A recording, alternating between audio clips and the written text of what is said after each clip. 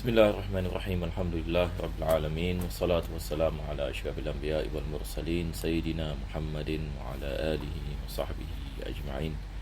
Alhamdulillah, para jemaah dirahmati Allah Subhanahu wa taala. Pertama dan utama sekali, kita memanjatkan kesyukuran kita kepada Allah dapat kita menyambung pengajian daripada kitab Umdatus Salik karangan Al-Imam Ibn Aqib Al-Masri, yang mana kita telah sampai kepada hukum mahkam yang bersangkutan dengan haji dan umrah. Maka pada pengajian kita yang lepas, kita telah sampai kepada bahagian yang menerangkan tentang melaksanakan tawaf. Maka kita telah membicarakan sikit sebanyak yakni hukum mahkam yakni bersangkut paut yakni dengannya, dan kita telah sampai yakni kepada apa yang penulis yakni mengatakan wa yusannu fi salasatil awwali minha al-isra', yakni apabila kita melakukan tawaf maka disunatkan pada 3 pusingan ini. Yang pertama, kita mempercepatkan kita punya langkah. Kita mempercepatkan langkah. Yani ini adalah kalau sekiranya tawaf yang diikuti dengan sa'i. Tawaf yang diikuti dengan sa'i. Maka mempercepatkan langkah ini dalam bahasa Arab kita panggil ar-ramal. Di sini penulis ini mengatakan wa yusamma ar-ramlu. Yani ia dikenali yakni sebagai ramal. Ramal ini maksudnya lari yakni dengan mempercepatkan langkah. Jadi dia berbeza dengan lari. Di sini dia adalah yakni sesuatu jenis yakni jalan yang mempercepatkan yakni langkah. Jadi ada perbezaan yakni di antara berlari dengan berjalan dengan mempercepatkan langkah. Maka berjalan dengan mempercepatkan langkah ini yang dimaksudkan dengan ramal. Dan sejarah berkenaan dengan amalan ini daripada hikmahnya adalah ia pada zaman yang dahulu, apabila kaum muslimin yang hijrah daripada Makkah ke Madinah, maka kafir musyrikin yang di Makkah, mereka mengetahui bahawasanya Madinah ini adalah tempat wabak. Madinah ini dikenali sebagai satu tempat yang ada wabak, yang mana biasanya orang pergi ke sana akan terkena dengan wabak ini. Seperti mana kita faham, lebih mudah kita faham ini zaman sekarang ini seperti ada ni wabak ini corona. Cuma wabak yang ni pada ketika itu adalah wabak yang menyebabkan demam panas. Wabak yang menyebabkan demam panas, dan ia adalah perkara yang benar yang berlaku pada zaman dahulu. Jadi sahabat-sahabat Nabi SAW apabila hijrah ke Madinah, mereka berjatuh sakit di Madinah. Dan selepas itu apa yang berlaku adalah Nabi SAW membuat doa yang khusus. Dan Nabi SAW berdoa kepada Allah Subhanahu Wa Taala agar Allah memberikan Madinah, yang ini tempat yang aman, yang lepas ini daripada segala wabak dan bala. Dan Nabi berdoa juga ini supaya wabak itu diangkat ini ke Juhfah. Ke Juhfah. Kita ada doa yang dibaca oleh Nabi SAW pada ketika itu. Allah Subhanahu Wa Taala mengkabulkan doa Nabi SAW. Maka selepas itu sudah tidak ada wabak yang ini di Madinah. Tetapi kaum musyrikin masih menyangkakan yakni orang Islam masih menghadapi yakni wabak ini, dan wabak ini menyebabkan badan mereka lemah, mereka tidak dapat berjihad, mereka tidak dapat lawan, mereka tidak badan mereka tidak sihat dan sebagainya. Jadi Nabi SAW memerintahkan para sahabatnya apabila melakukan tawaf pada pusingan yang pertama, percepatkanlah yakni langkah dan gerakkanlah bahu. Yani ini menunjukkan kesihatan. Ini untuk memberikan orang yang ni kepada risalah kepada kaum musyrikin bahawasanya apa yang mereka menyangkai yang orang Islam ini lemah, yang kena wabak dan sebagainya, itu tidak benar. Bahkan Islam lebih kuat apabila mereka masuk Islam, yang mereka lebih sihat. Nah, jadi disunatkan kita melakukan sedemikian. Kesunahan ini sampai hari ini, sampai hari ini disunatkan, walaupun sebabnya seperti mana kita mengatakan sesuatu yang berlaku pada zaman dahulu. Wa inna ma yushra'u huwa wal ittiba'i fi tawafin yaqubuhu sa'yun. Jadi ada dua perkara di sini. Disunatkan kita melakukan ramal, disunatkan kita melakukan ittiba'. Pengajian kita yang lepas kita membicarakan tentang kesunahan ittiba'.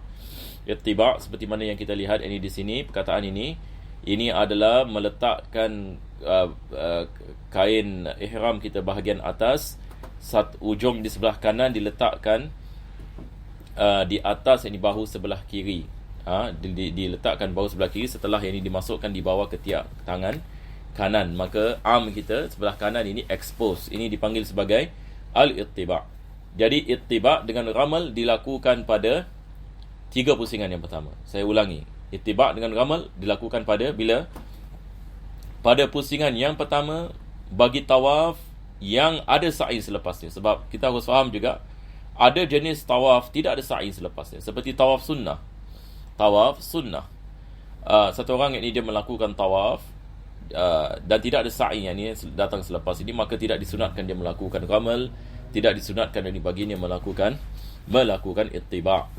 Dan begitu juga kalau sekiranya dia sudah melakukan sa'i selepas ini tawaf qudum, dan dia melakukan tawaf ini ifadah, dan selepas itu tidak ada sa'i sebab sa'i sudah dilakukan, maka ini juga hukum yang sama seperti mana kita mengatakan. Fa in rama sa'ya aqiba tawafil qudum fa'alahuma. Dan penulis memberikan misal, kalau sekiranya dia mahu melakukan sa'i selepas tawaf qudum.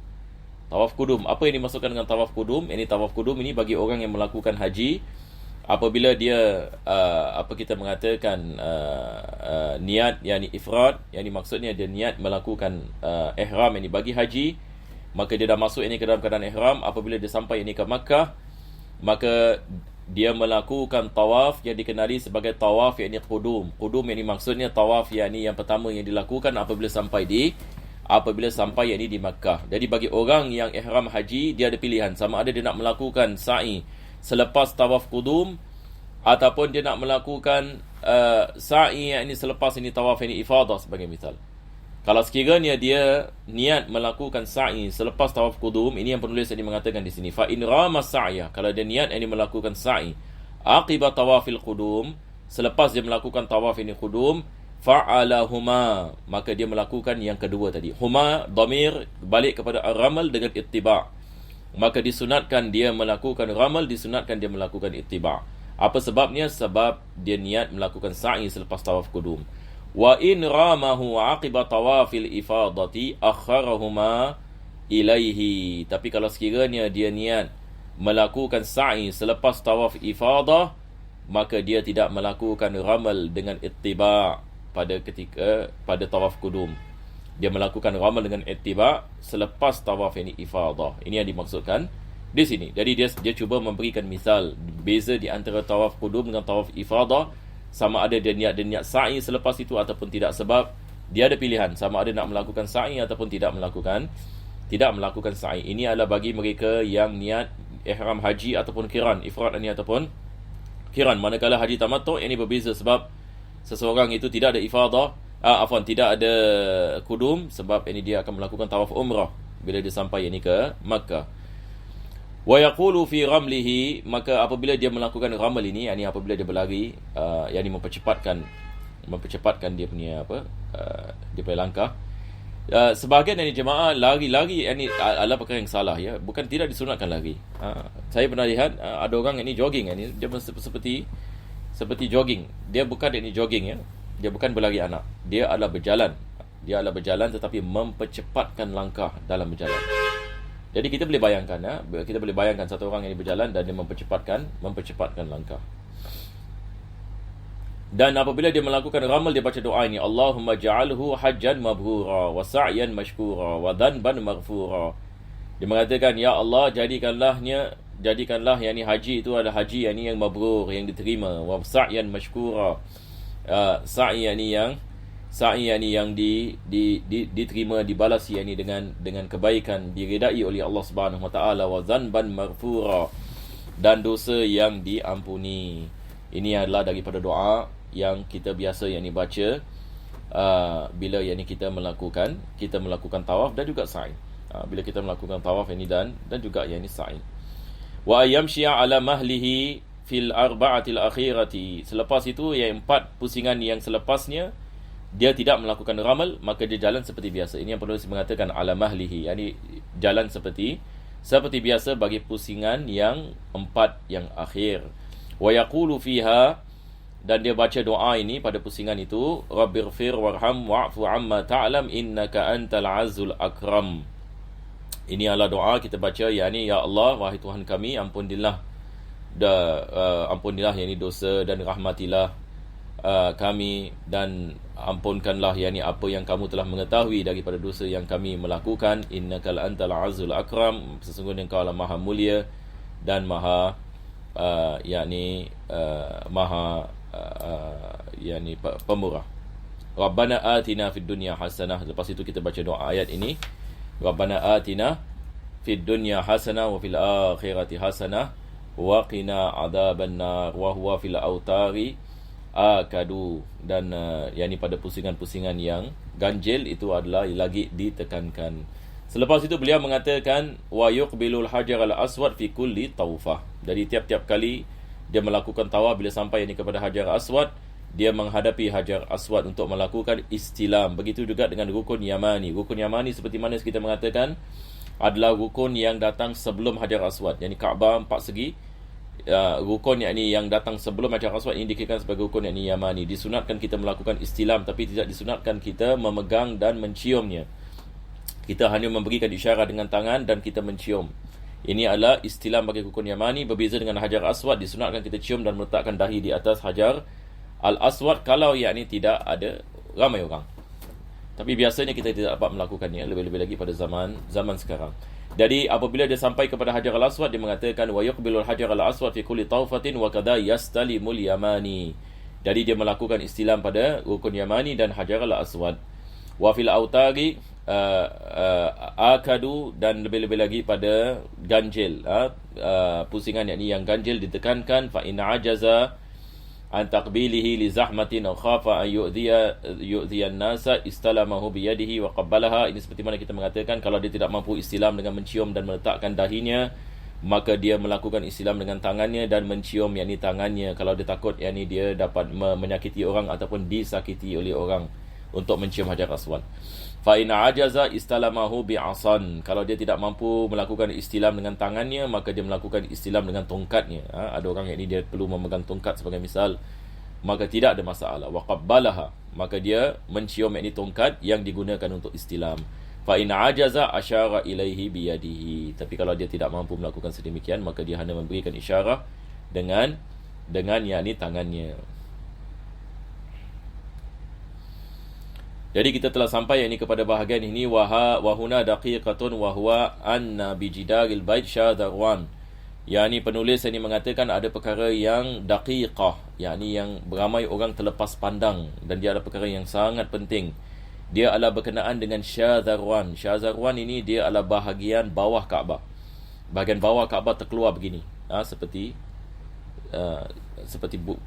slope. Ini adalah daripada dalam Kaabah. Ini yang penulis ini mengatakan. Jadi jangan kita meletakkan tangan kita dan mengenakan tangan kita di dinding Kaabah, sebab sebahagian daripada badan kita termasuk dalam Kaabah. Sebab syazarwan hukumnya adalah daripada Kaabah, jadi dia adalah dalam Kaabah. Jadi bila kita memegang tembok Kaabah, kita telah termasuk kepada sebahagian daripada Kaabah. Fayajibu an yusbita qadamaihi ila faraghihi min at-taqbil. Dan diwajibkan yakni ke atasnya untuk dia memastikan dia tidak mengambil sebahagian daripada tawaf apabila dia mencium yakni hajar al-aswad. Ini juga saya telah terangkan pada pengajian yang lepas. Bila kita cium hajar aswad, badan kita telah masuk ini ke dalam Kaabah, maka tempat yang kita berdiri itu kita harus berjaga-jaga.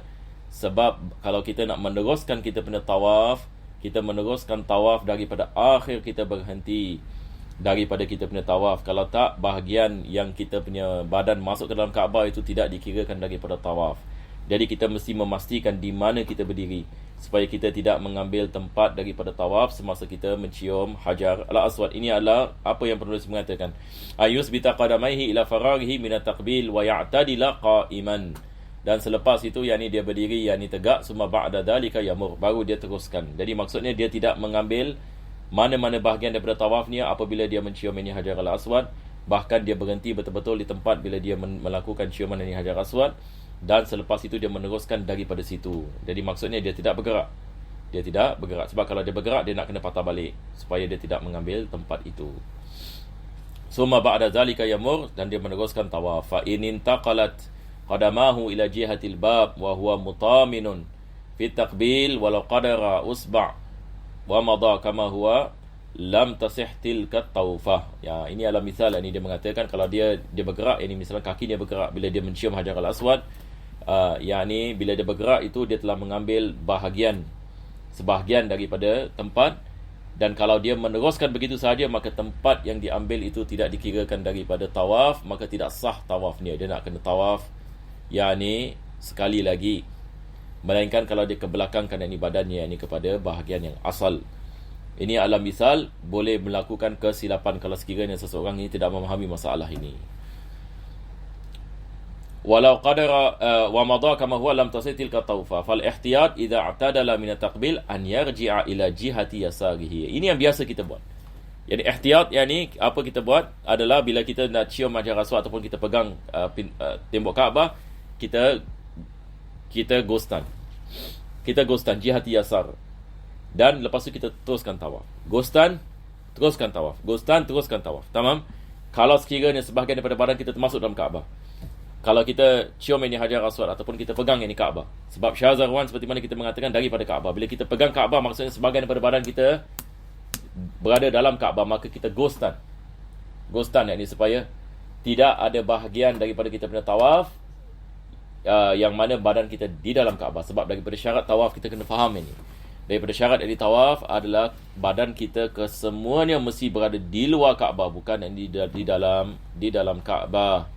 Jadi penulis mengatakan ihtiyat, kita ke belakang dan kita meneruskan. Wahya jihatu ruknul yamani. Yani balik kepada bahagian dari rukun yamani, yani kita ke belakangkan badan kita. Sebab ini kita daripada rukun yamani kepada Hajar al-Aswad, maka kita ghostan kepada rukun kepada daerah rukun yamani dan kita kembali. Qadiran yatahaqqaqu bihi annahu kama qabla at-taqbil. Jadi dia balik ini kepada keadaannya tawaf yang sebelum dia melakukan ciuman ini bagi Hajar al-Aswad. Jadi supaya kita memastikan kesemua pusingan itu sah. Jadi itu sebab kita ghostan. Kita ghostan pada bahagian yang kita cium ini Hajar al-Aswad supaya ia tidak termasuk daripada tawaf.